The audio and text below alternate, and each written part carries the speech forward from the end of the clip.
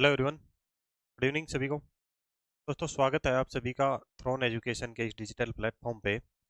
और हम यहाँ पर पढ़ रहे हैं रेलवे भर्ती के लिए जीके जीएस का जो अपना पार्ट चल रहा है। अभी तक बात करें तो अपनी 4 क्लासें यहाँ पर हो चुकी हैं। और आज जो ये 5वीं क्लास अपनी रहेगी। तो जिस किसी विद्यार्थी ने पीछे की क्लासें नहीं देखी हैं तो भी एक बार आप अवश्य देख लें। 5वीं क्लास अपनी ये रहेगी। और अपना भारत का सामान्य परिचय यहाँ पर टॉपिक चल रहा है। और इसमें हम बात करें तो अपनी लगभग 3 से 4 टॉपिक यहाँ पर कंप्लीट हो चुके हैं। हमने क्या बताया था, भारत के सामान्य परिचय में 5 से 6 टॉपिक अपने को यहाँ पर पढ़ने हैं। ठीक है। इसमें से बात करें, नामकरण अपना कवर हो गया है, स्थिति कंप्लीट हो गई है, विस्तार कंप्लीट हो गया है, भारत का क्षेत्रफल भी कंप्लीट हो चुका है। और उसके बाद में भारत की सीमाओं के बारे में हम चर्चा कर रहे थे। ठीक है। तो भारत की सीमाएं आज हम देखेंगे। और उसके बाद में कुछ विविध तथ्य जो बचते हैं भारत से संबंधित, वो चीज़ें यहाँ पर अपन देखेंगे। उसके बाद बात करें तो अपना एक चैप्टर यहाँ पे आज कंप्लीट हो जाएगा। ठीक है। कल से अपन स्टार्ट करेंगे अपना नया चैप्टर। तो चलिए अपन एक बार चर्चा कर लेते हैं सीमाओं के बारे में। कल की लास्ट क्लास में हमने बताया था जो कि भारत की जो सीमाएं दे रखी हैं।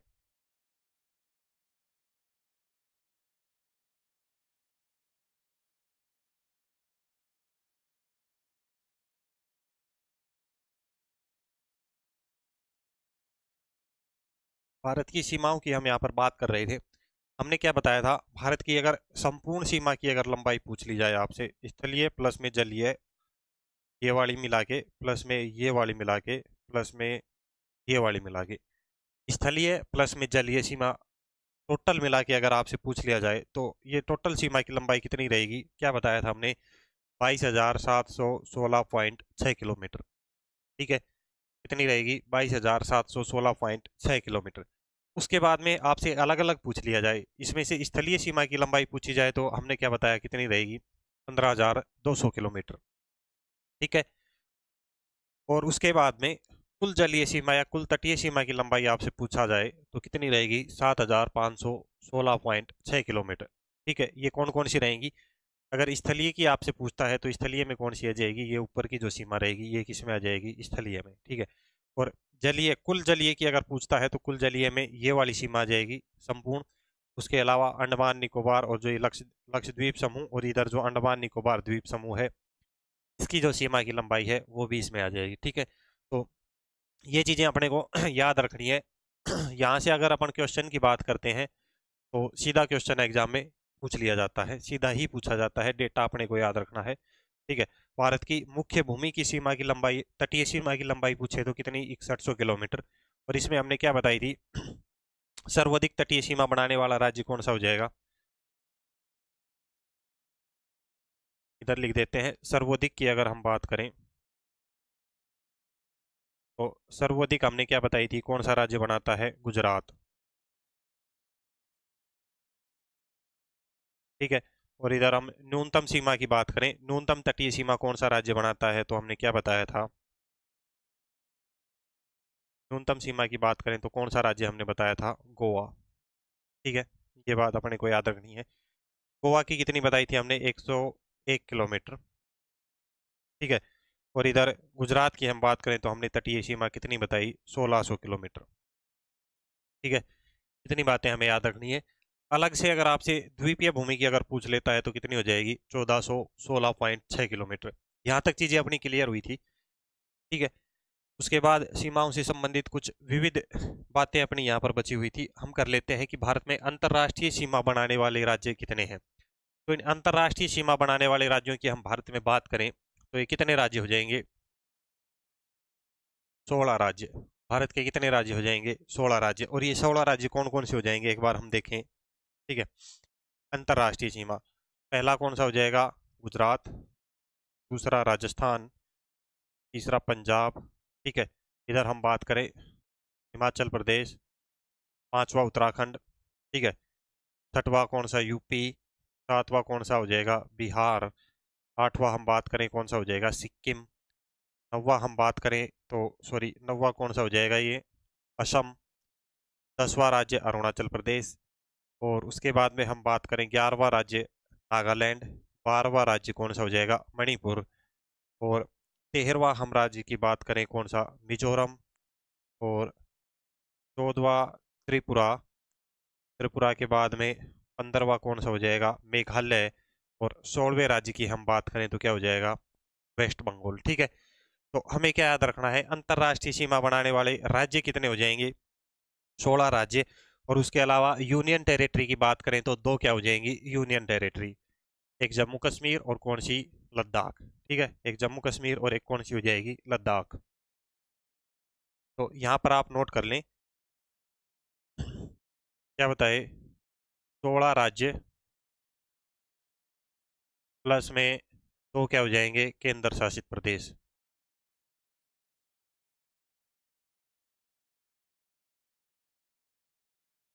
सोलह राज्य प्लस में दो केंद्र शासित प्रदेश।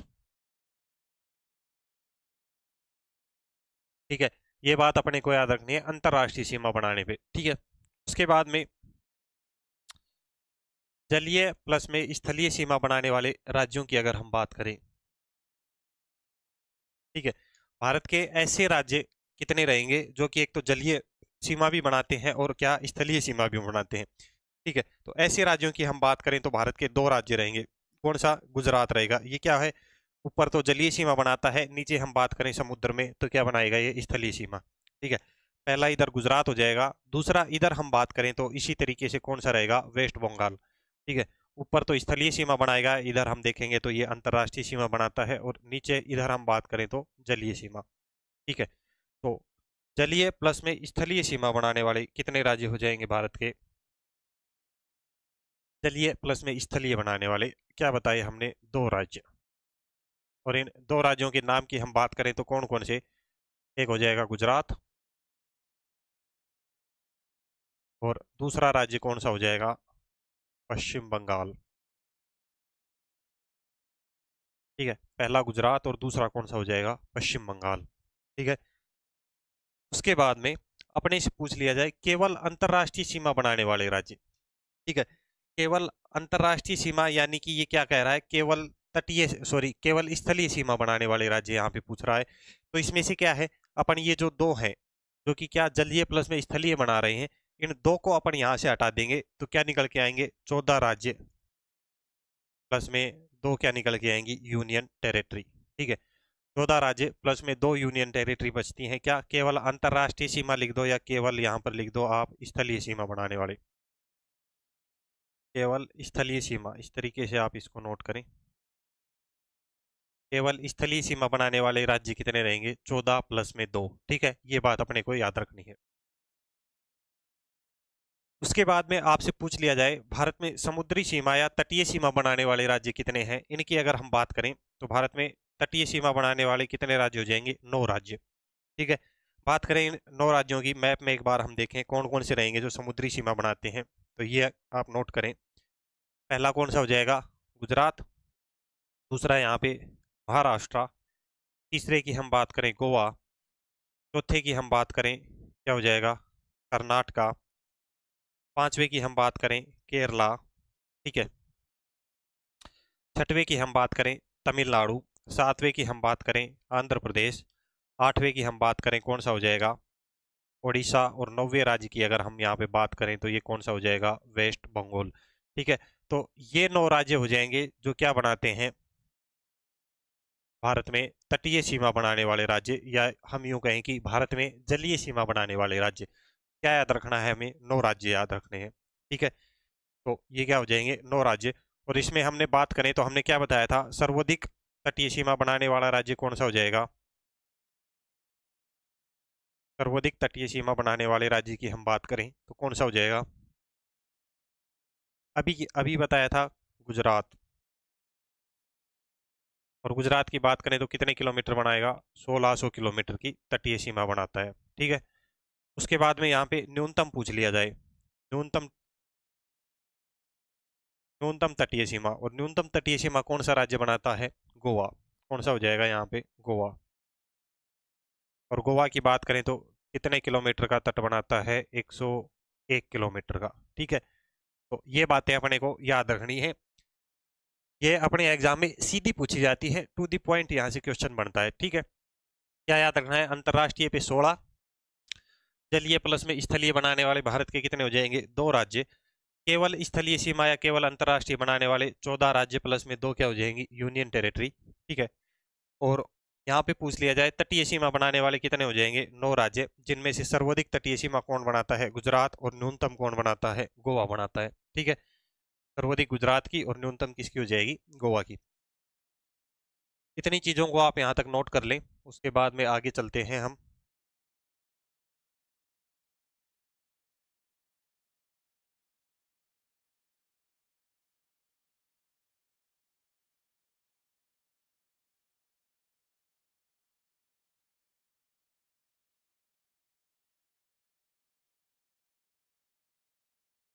ठीक है।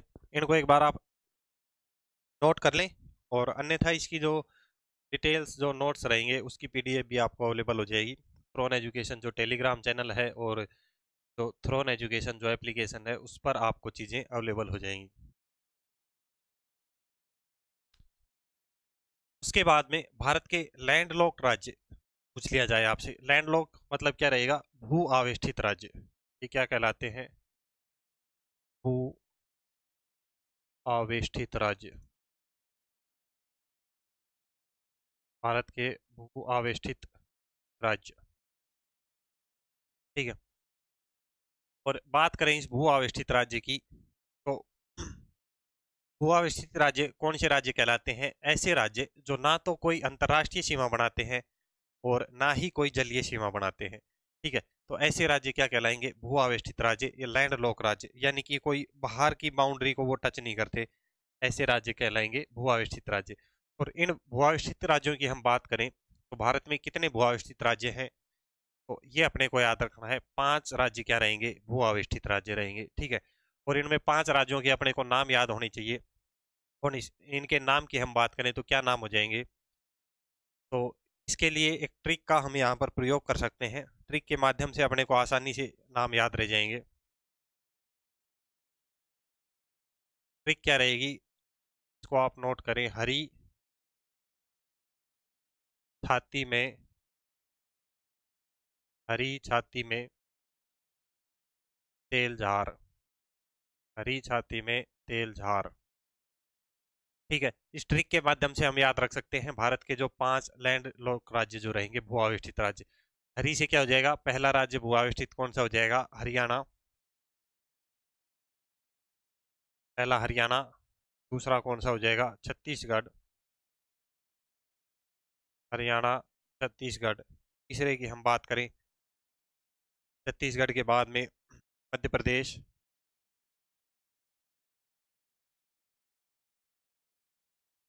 मध्य प्रदेश। चौथे की हम यहाँ पर बात करें, कौन सा हो जाएगा? तेलंगाना।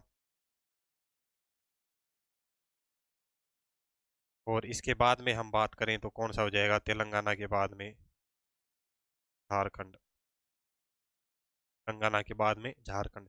ठीक है। ये भारत के 5 राज्य रहेंगे जो कि क्या हैं? भू आवेष्टित यानी कि लैंड लॉक राज्य। जैसे कि हम बात करें, हमने क्या बताया? पहला राज्य हरियाणा। ठीक है। ये कौन सा हो जाएगा? हरियाणा। इसकी बाउंड्री आप देखें तो किसी से बाह्य बाउंड्री से टच नहीं कर रही। हरियाणा के बाद में हमने क्या बताया? मध्य प्रदेश। मध्य प्रदेश को भी जैसे आप देखेंगे तो कोई बाह्य बाउंड्री से ये टच नहीं कर रहा। ठीक है। बिल्कुल लैंड लॉक राज्य है, कोई अंतर्राष्ट्रीय सीमा नहीं बना रहा, कोई जलीय सीमा नहीं बना रहा। हरी के बाद हमने क्या बताया? छत्तीसगढ़। छत्तीसगढ़ की बाउंड्री भी जब आप देखते हैं तो क्या क्या रहेगी? बिल्कुल लैंड लॉक रहेगी। हरी छाती में तेल झार। ठीक है। दूसरा क्या बताया था? ये राज्य तेलंगाना। ठीक है। और उसके बाद में हमने क्या बताया? तेलंगाना के बाद में एक राज्य यहाँ पे झारखंड। ठीक है। और इस झारखंड की भी हम बात करें तो क्या हो जाएगा? कोई भी बाह्य सीमा से ये टच नहीं करता। ठीक है। तो ये अपने को याद रखने हैं भू आविष्ठित राज्य, आप समझ गए होंगे। ठीक है। ऐसे राज्य जो ना तो कोई अंतर्राष्ट्रीय सीमा बनाते हैं, ना ही कोई जलीय सीमा बनाते हैं, तो वो राज्य क्या कहलाते हैं? भू आविष्ठित या लैंड लॉक राज्य। ठीक है। उसके बाद नेक्स्ट हम चलते हैं।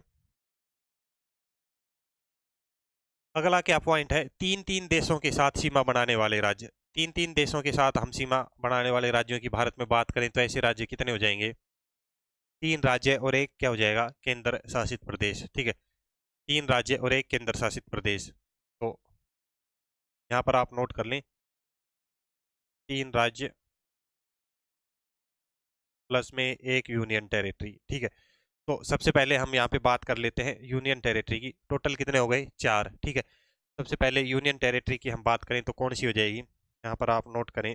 जैसे कि हम मैप में देखें तो जो लद्दाख यूनियन टेरिटरी है, ठीक है, ये बात करें लद्दाख की। ठीक है, तो इस लद्दाख की जब हम बात करते हैं,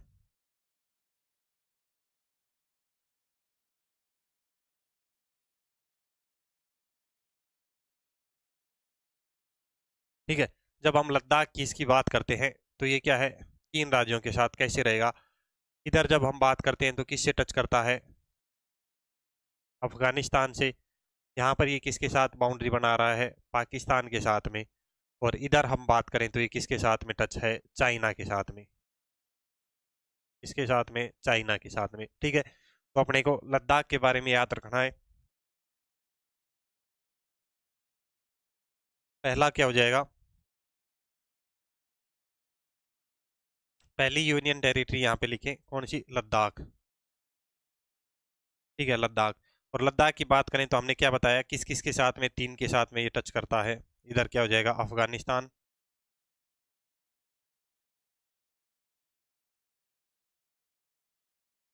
अफगानिस्तान प्लस में क्या बताया था? पाकिस्तान। और प्लस में क्या बताया था? चाइना। अफगानिस्तान पाकिस्तान प्लस में किसके साथ में? 3 के साथ में बाउंड्री बनाता है कौन? लद्दाख। लद्दाख के बाद में हम बात करें नेक्स्ट, तो कौन सा राज्य हो जाएगा जो कि 3-3 के साथ में बाउंड्री बनाएगा? ठीक है, लद्दाख के बाद में हम बात करते हैं तो क्या हो जाएगा? सिक्किम। और सिक्किम की बात करें तो क्या हो जाएगा? इधर तो हम बात करें तो किसके साथ? चाइना के साथ में। ठीक है, इधर हम बात करें तो क्या हो जाएगा? ये नेपाल के साथ में। इधर नेपाल के साथ में। और इधर किसके साथ में? भूटान के साथ में। ठीक है, इधर किसके साथ में? भूटान के साथ में। नेपाल, चीन और भूटान के साथ में कौन सीमा बनाता है? सिक्किम। तो दूसरा यहाँ पे लिखें आप सिक्किम के बारे में। सिक्किम, और सिक्किम की बात करें तो किस किस के साथ बताया हमने? इधर बनाएगा सबसे पहले नेपाल के साथ में।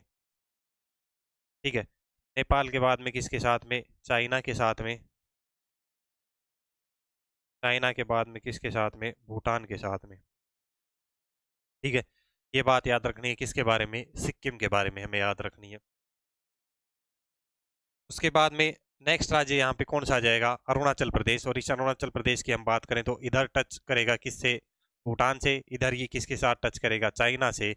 और इधर हम बात करें तो किसके साथ जाएगा? ये म्यांमार के साथ में। ठीक है,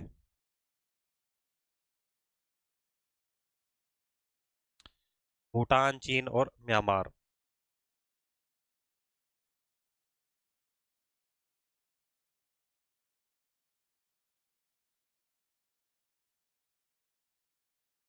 अरुणाचल प्रदेश क्या बताया किस किस के साथ टच करेगा? भूटान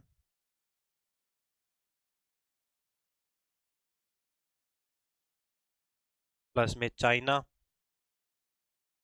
और प्लस में किसके साथ? म्यांमार के साथ में। ठीक है, इतनी बात हमें याद रखनी है अरुणाचल प्रदेश के बाद में। और जो लास्ट अपना राज्य बचेगा वो कौन सा हो जाएगा? वेस्ट बंगाल, यानी कि पश्चिम बंगाल। और इस पश्चिम बंगाल की हम बात करें तो किस किस के साथ टच हो रहा है? इधर म्यांमार के साथ में होगा।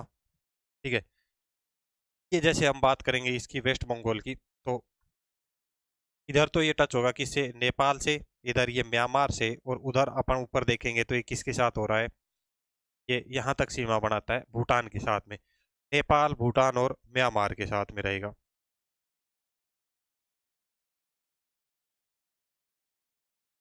ठीक है, तो पश्चिम बंगाल क्या हो जाएगा? नेपाल, भूटान और म्यांमार। नेपाल,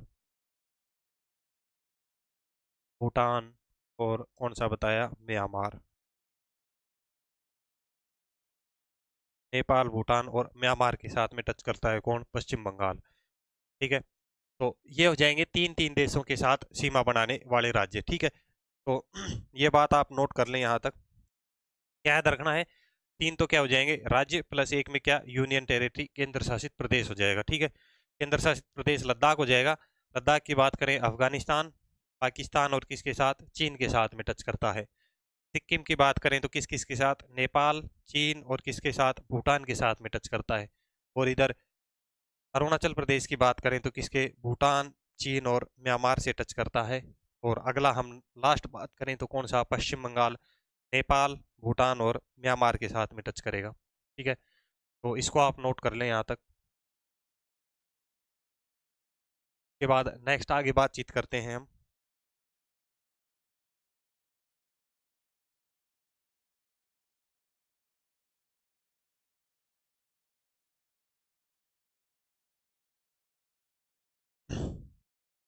ठीक है, उसके बाद एक लास्ट अपना पॉइंट यहाँ पे बचता है, भारत का एकमात्र जिला, भारत का एकमात्र जिला जो कि 4 राज्यों के साथ सीमा बनाता है। भारत का एकमात्र जिला जो कि 4 राज्यों के साथ सीमा बनाएगा, कौन सा रहेगा, ये रहेगा सोनभद्र डिस्ट्रिक्ट। और कहाँ का है ये, यूपी का।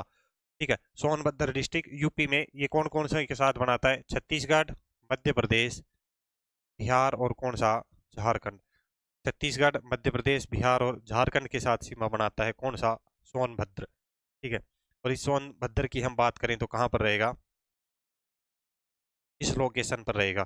ठीक है, इधर बात करें तो किससे, मध्य प्रदेश से, इधर छत्तीसगढ़ से, इधर झारखंड से और इधर बिहार के साथ में टच करेगा। इस बाउंड्री पर स्थित है कौन, सोनभद्र डिस्ट्रिक्ट। ठीक है, ये बात भी अपने को याद रखनी है, इसको भी आप नोट कर लें। भारत का एकमात्र जिला जो कि 4 राज्यों के साथ सीमा बनाएगा, कौन रहेगा, सोनभद्र, उत्तर प्रदेश।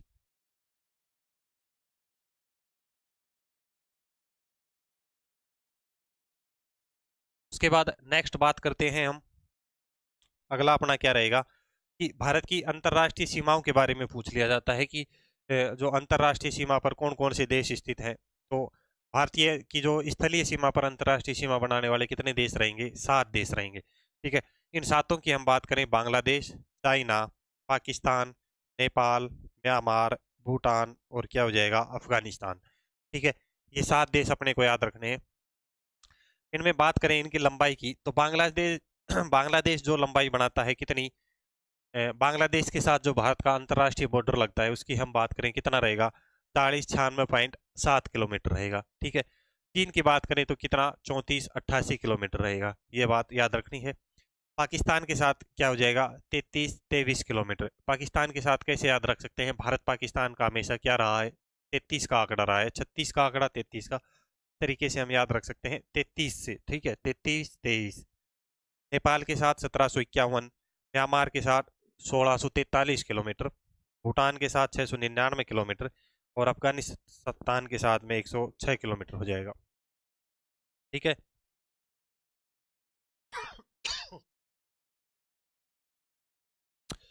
उसके बाद में जो अंतर्राष्ट्रीय बॉर्डर है इसका नाम पूछ लिए जाते हैं कि जो भारत बांग्लादेश बॉर्डर,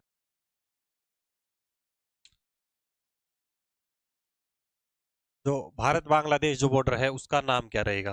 ठीक है, चाइना का जो है उसका क्या नाम रहेगा, ये अपने सीधे क्वेश्चन एग्जाम में पूछ लिए जाते हैं। तो इनकी अगर हम हम यहाँ पे बातचीत करें तो जो भारत बांग्लादेश का जो बॉर्डर है, भारत बांग्लादेश बॉर्डर है उसका नाम क्या रहेगा, रेड क्लिफ। ठीक है, इसको किस नाम से जाना जाता है, रेड क्लिफ रेखा के नाम से।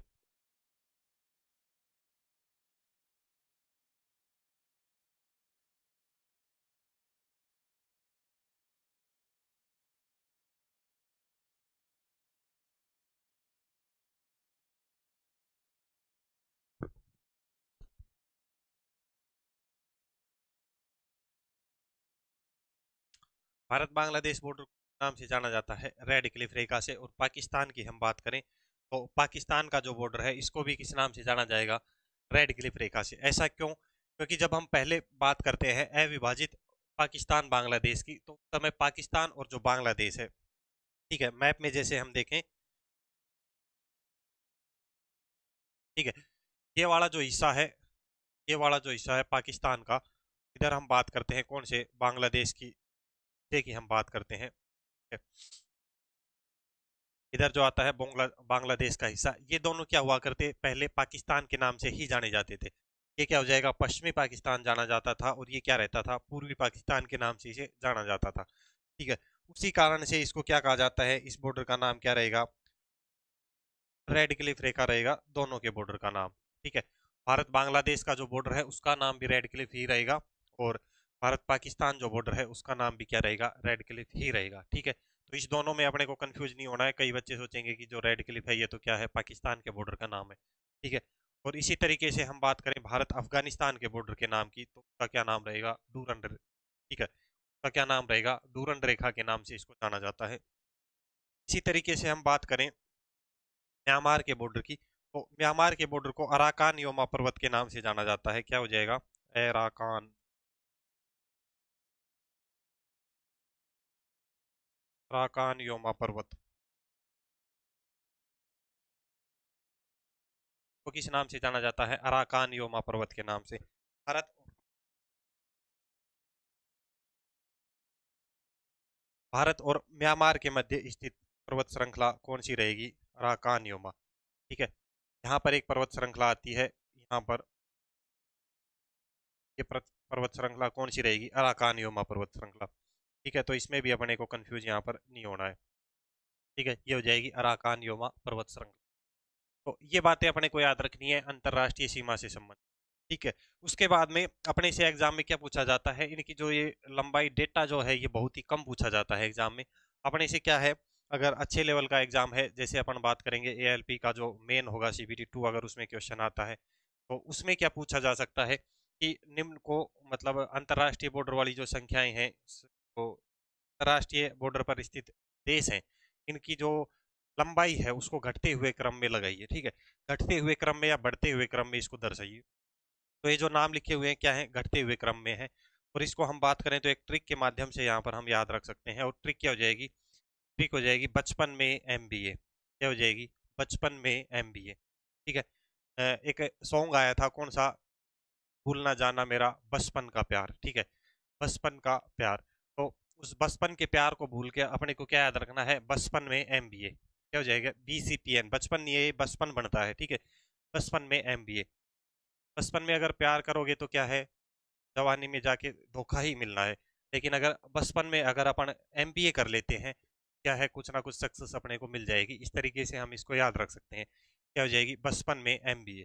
इससे हम बात करें बी से, क्या हो जाएगा, पहला कौन सा हो जाएगा, बांग्लादेश, सबसे अधिक अंतर्राष्ट्रीय सीमा बनाने वाला देश बांग्लादेश। सी से कौन सा हो जाएगा, चाइना। पी से क्या हो जाएगा, पाकिस्तान। एन से नेपाल। एम से भूटान। बी से बांग्लादेश। और ए से कौन क्या हो जाएगा, सबसे लास्ट में अफगानिस्तान हो जाएगा। ठीक है, तो ट्रिक अपने को क्या याद रखनी है, बचपन में MBA।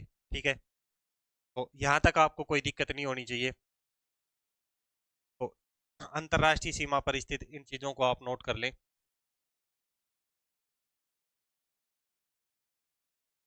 के बाद में भारत की सीमाओं से संबंधित एक अपना अंतिम लास्ट टॉपिक यहाँ पे बचता है, जो भारत की जो समुद्री सीमा बनती है।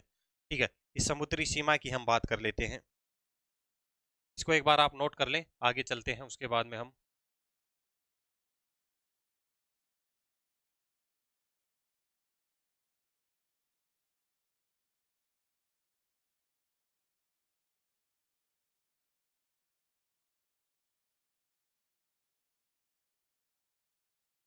यहाँ तक नोट हो गया क्या?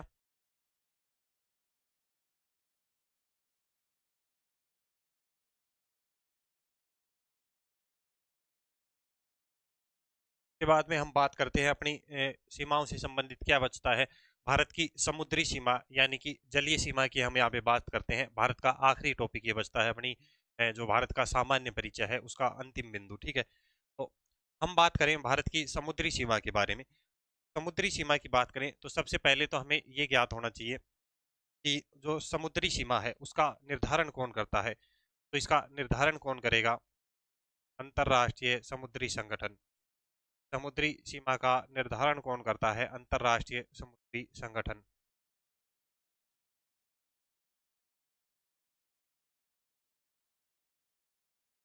अंतरराष्ट्रीय समुद्री संगठन। ठीक है, सीमा का निर्धारण कौन करेगा, अंतरराष्ट्रीय समुद्री संगठन इस सीमा का निर्धारण करता है। उसके बाद में, निर्धारण के बाद में हमें याद रखना है इसका मापन किस में किया जाता है, मापन। ठीक है, मापन की बात करें तो इसकी मापन की इकाई क्या रहेगी, जैसे अपन जो कोई भी लंबाई नापते हैं तो उसका मापन किस में किया जाता है, उसका मापन किया जाता है किस में, मीटर में या किलोमीटर में। लेकिन जब बात करें जलीय सीमा की या समुद्री सीमा की, तो समुद्र में कोई भी दूरी अगर अपन उसका मापन करते हैं तो वो उसका मापन किस में होता है, नॉटिकल मील में। किस में, नॉटिकल मील में। नॉटिकल, इसको हम किस से दर्शाते हैं, एन एम से दर्शाते हैं, नॉटिकल मील में। ठीक है, दूसरा पॉइंट अपने को याद रखना है, नॉटिकल मील। ठीक है, और बात करें एक नॉटिकल मील में कितने मीटर या किलोमीटर होते हैं, बात करें एक नॉटिकल मील बराबर क्या हो जाएगा, 1.8 किलोमीटर है। 1.8 किलोमीटर होता है। तीसरा पॉइंट अपने को यहाँ पर ये याद रखना है। ठीक है, एक नॉटिकल मील बराबर क्या हो जाएगा, 1.8 किलोमीटर। और एक मील की बात करें तो कितना होता है, 1.6 किलोमीटर होता है। एक मील बराबर 1.6 किलोमीटर होता है। सबसे पहले 3 पॉइंट अपने को ये याद रखने हैं, सीधा आपसे पूछ सकता है। ठीक है, उसके बाद में नेक्स्ट हम बात करें तो जो ये अंतर्राष्ट्रीय समुद्री संगठन है, इसने सीमा का निर्धारण कितने भागों में किया है, तो इसका निर्धारण 3 भागों में किया है। तो समुद्री सीमा है उसका निर्धारण 3 भागों में किया गया है। तो इसकी हम बात करें तो ये क्या हो जाएगी, बेस रेखा, आधार रेखा। एक बेस रेखा का यहाँ पे निर्धारण किया जाता है, और बेस रेखा से एक जो रेखा रहेगी कितने, 12 नॉटिकल मील तक। बेस रेखा से एक रेखा तो रहेगी 12 नॉटिकल मील तक। ठीक है, दूसरी जो रेखा रहेगी 24 नॉटिकल मील तक। दूसरी जो रेखा या सीमा रहेगी 24 नॉटिकल मील तक। और जो तीसरी हम बात करें कितनी, 200 नॉटिकल मील तक। 200 नॉटिकल मील तक। ठीक है, तो अपने से यहाँ पर सीधा ये क्वेश्चन भी पूछ लिया जाता है कि जो 12 नॉटिकल मील तक जो सीमा है उसको क्या कहते हैं। ठीक है, 12 नॉटिकल मील तक, और 24 नॉटिकल मील तक, और 200 नॉटिकल मील तक। ठीक है, तो इसको एक बार अपन देखें, तीनों रेखाओं के बारे में हम देखें तो हमने क्या बताया, पहली जो सीमा रहेगी आधार रेखा से 12 नॉटिकल मील तक। आधार रेखा से, आधार रेखा से 12 नॉटिकल मील तक। और इस रेखा को क्या नाम दिया जाता है, पारिदेशिक जलीय सीमा या सीमावर्ती सागर के नाम से इसको जाना जाता है। टेरिटोरियल सी के नाम से इसको जाना जाता है। ठीक है, पहली बात अपने को यह याद रखनी है कि आधार रेखा से 12 नॉटिकल मील तक जो रेखा रहेगी उसको क्या कहते हैं, पारिदेशिक सीमा या सीमावर्ती सागर के नाम से इसको जाना जाता है।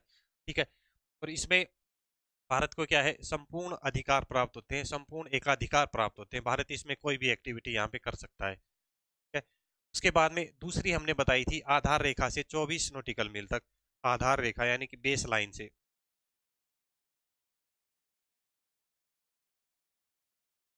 आधार रेखा से,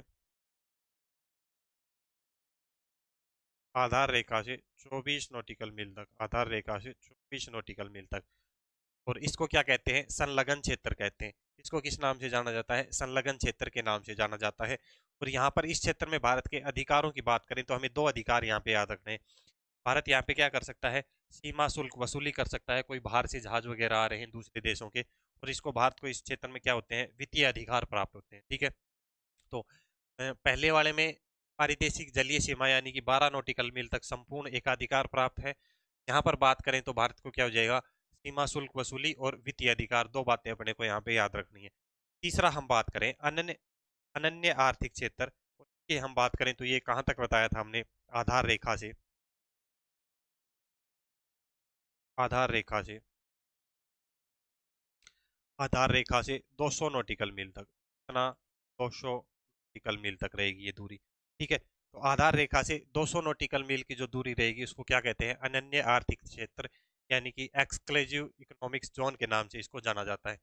यहाँ पर भारत के अधिकारों की बात करें तो भारत को क्या क्या अधिकार यहाँ पर प्राप्त है, भारत इस क्षेत्र में नए द्वीपों की खोज कर सकता है। ठीक है, कोई भी नए द्वीपों का निर्माण कर सकता है, अगर कोई कृत्रिम द्वीप का निर्माण करना है तो वो भी भारत यहाँ पे कर सकता है। इसके अलावा बात करें तो अनुसंधान, वैज्ञानिक अनुसंधान संबंधित अगर कोई कार्य भारत को करना है तो वो भी भारत यहाँ पे कर सकता है। उसके अलावा महासागरीय संसाधनों का दोहन अगर कुछ भी करना है, कोई खनिज पदार्थ या ऊर्जा पदार्थों का दोहन करना है तो वो सारे काम यहाँ पर भारत कर सकता है। ठीक है, तो ये जो हो जाएंगे अपनी क्या, भारत की जो समुद्री सीमा से संबंधित अपने क्वेश्चन बनते हैं। क्वेश्चन क्या रहेगा, सीधा अपने को निर्धारण याद रखना है, मापन की इकाई याद रखनी है। ठीक है, उसके बाद में तीनों सीमाओं के अपने को नाम याद रखने हैं। ठीक है, कि आधार रेखा से 12 नॉटिकल मील तक की सीमा क्या कहलाएगी, 12 आधार से 24 की क्या कहलाएगी और आधार से 200 की क्या कहलाएगी। ठीक है, सीमाओं के नाम अपने को याद होने चाहिए। और उसके बाद सब में दो दो बातें लिखी हुई हैं। इसमें भारत को संपूर्ण एकाधिकार प्राप्त है। इसमें अपने को दो बात याद रखनी है, भारत के क्या काम है, सीमा शुल्क वसूली और वित्तीय अधिकार भारत को यहाँ पे प्राप्त है। और यहाँ पर अपने को 3 से 4 बातें ये याद रखनी है। भारत नए द्वीपों की खोज कर सकता है, नए द्वीपों का निर्माण कर सकता है, वैज्ञानिक अनुसंधान के कार्य कर सकता है और महासागरीय संसाधनों का दोहन यहाँ पे भारत कर सकता है। ठीक है, इतनी बात याद रखनी है अपने को भारत की जो सीमा संबंधी। उसके बाद में ये अपना एक लास्ट विविध बचता है। भारत का विविध संबंधित अपन बात करें तो यहाँ पे अपना पहला चैप्टर कंप्लीट हो जाएगा। विविध की बात करें, अपने से पूछ लिया जाता है कि भारत का सर्वाधिक क्षेत्रफल वाला राज्य कौन सा रहेगा। सर्वाधिक क्षेत्रफल वाले राज्य की हम बात करें तो क्या हो जाएगा, राजस्थान सर्वाधिक, उसके बाद सेकंड नंबर पे मध्य प्रदेश, तीसरे पे क्या हो जाएगा, महाराष्ट्र हो जाएगा। इन तीनों को याद रखने के लिए ट्रिक की बात करें तो कैसे याद रख सकते हैं, राम महान के नाम से हम इसको याद रख सकते हैं, राम महान। ठीक है, राम महान के या नाम से हम इनको याद रख सकते हैं, सर्वाधिक क्षेत्रफल वाले राज्य। इधर दूसरी ओर हम बात करें न्यूनतम क्षेत्रफल, और न्यूनतम क्षेत्रफल की हम बात करें तो कौन सा हो जाएगा, गोवा, सिक्किम और त्रिपुरा। सबसे कम क्षेत्रफल गोवा का 3702 किलोमीटर।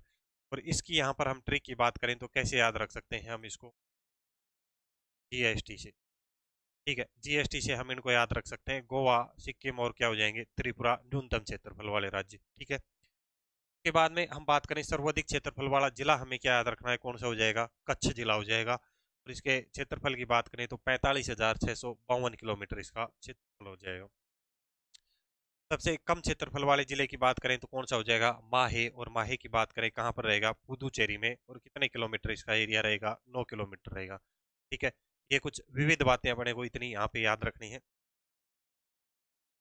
उसके बाद में आपसे पूछ लिया जाए क्षेत्रफल के आधार पर सबसे बड़ा, भारत का सबसे बड़ा केंद्र शासित प्रदेश यानी कि यूनियन टेरिटरी की बात की जाए तो कौन सा रहेगा, वर्तमान में लद्दाख जो यूनियन टेरिटरी है, लद्दाख। ठीक है, और इसी तरीके से न्यूनतम क्षेत्रफल वाला केंद्र शासित प्रदेश पूछा जाए तो क्या हो जाएगा, लक्षद्वीप। और इसकी बात करें कितना हो जाएगा क्षेत्रफल, 32 किलोमीटर। ठीक है, ये क्या हो जाएगा, लक्षद्वीप। और क्षेत्रफल इसका एरिया कितना हो जाएगा, 32 किलोमीटर हो जाएगा। ये बात भी अपने को याद रखनी है। के बाद में विविध में ये दिए गए हैं जो वर्तमान में भारत के 8 केंद्र शासित प्रदेश हैं और इधर उनकी राजधानियों के बारे में दिया गया है। ठीक है, ये बात भी अपने को याद रखनी है। जम्मू कश्मीर की राजधानी क्या हो जाएगी, केंद्र शासित जम्मू कश्मीर की राजधानी, सर्दियों में तो जम्मू रहती है और गर्मियों में बात करें तो श्रीनगर। लद्दाख की राजधानी की हम बात करें क्या हो जाएगी, लेह हो जाएगी। ठीक है, अंडमान निकोबार की राजधानी की बात करें तो पोर्ट ब्लेयर हो जाएगी। और दिल्ली की राजधानी क्या हो जाएगी, नई दिल्ली। पुदुचेरी की पुदुचेरी, दादर नगर हवेली दमन दीप की सिलवास, और चंडीगढ़ की चंडीगढ़। और लक्षद्वीप की बात करें तो क्या हो जाएगी, कावारती हो जाएगी। ठीक है, ये अपने यहाँ पर जो हमने बात करी थी, स्टार्टिंग में हमने बताया था, जब हमने स्टार्टिंग की थी भारत के सामान्य परिचय की। ठीक है, तो भारत के सामान्य परिचय में ये 6 टॉपिक हमने पढ़े, नामकरण, स्थिति, विस्तार, क्षेत्रफल, सीमाएं और विविध। कहने को अपना एक ही टॉपिक कंप्लीट हुआ है, भारत का सामान्य परिचय, लेकिन अभी तक हम बात करें तो हम कितने 6 सब टॉपिक यहाँ पर कवर कर चुके हैं। और अगर एग्जाम में यहाँ से क्वेश्चन आता है तो इनसे बाहर जाने के कोई चांस नहीं बनते हैं। ठीक है, तो आप वीडियो क्लास को ज़्यादा से ज़्यादा शेयर करें अपने दोस्तों के साथ, मित्रों के साथ। और इसके जो नोट्स रहेंगे वो आपको टेलीग्राम पे भी अवेलेबल हो जाएंगे। और जो एप्लीकेशन तो है, थ्रो एजुकेशन एप्लीकेशन, उस पर भी आपको ये नोट्स मिल जाएंगे। इसका लिंक आपको डिस्क्रिप्शन में मिल जाएगा, तो वहाँ से आप डाउनलोड कर सकते हैं दोनों ही चीज़ों को। ठीक है, और इसके बाद नेक्स्ट जो अपनी क्लास रहेगी उसमें अपन आगे के अपना जो सेकंड चैप्टर रहेगा, भारत के भौतिक प्रदेशों से संबंधित जो क्वेश्चन बनते हैं अपने एग्जाम ओरिएंटेड, के बारे में हम चर्चा करेंगे। ठीक है, तो सभी दोस्तों को बहुत बहुत धन्यवाद। हम मिलते हैं अपनी नेक्स्ट क्लास में, तब तक के लिए आप क्लास को ज़्यादा से ज़्यादा शेयर करें।